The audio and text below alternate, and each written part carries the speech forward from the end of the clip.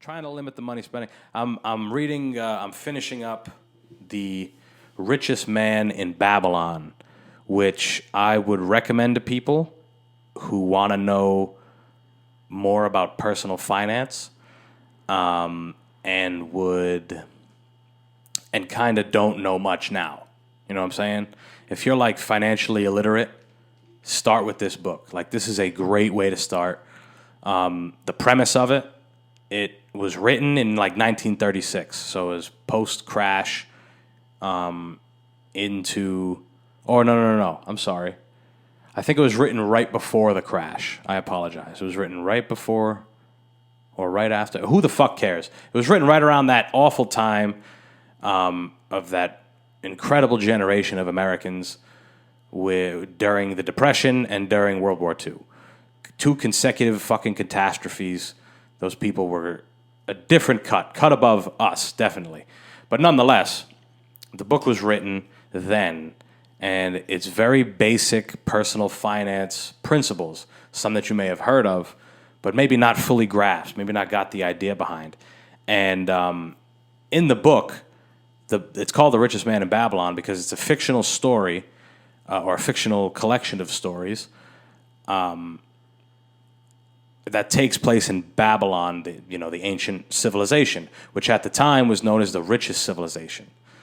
And they follow certain rules and certain ideologies regarding personal finance and what you should do with your money and how you should break it up and whatever else.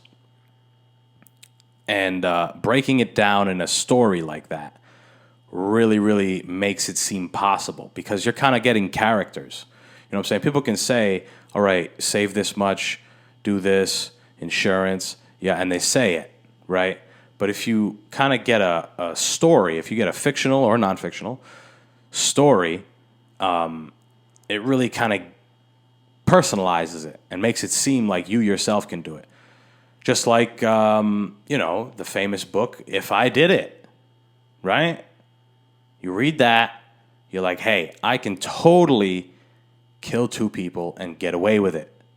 It's possible, right? I haven't read that one. It I don't know. I don't know if I feel okay with buying that book. Like I feel like the FBI agent or the CIA agent that is in charge of my file and looking at shit is just gonna find that. You know, he bought that. Why did he buy that? Like there's people who bought. I mean, how many books are sold? There has to be. Where's my phone? I want to see how many copies of If I Did It has been sold. I feel like it's going to be like a staggering amount because people are curious. I mean, I'd be a little curious if a guy that killed a person wrote a book, If I Did It, killed two people and got away with it. Let's see. How many copies? Where is it? How many copies of If I Did It were sold? I feel like it's going to be a lot. 68,000 copies. Okay. That might not be huge. Wait a second. Is a future fixture on bestseller list. The book? 68,000. I don't know how many. There's 400,000. Wow, okay. So there was 400,000 printed copies were recalled for some shit. I don't know.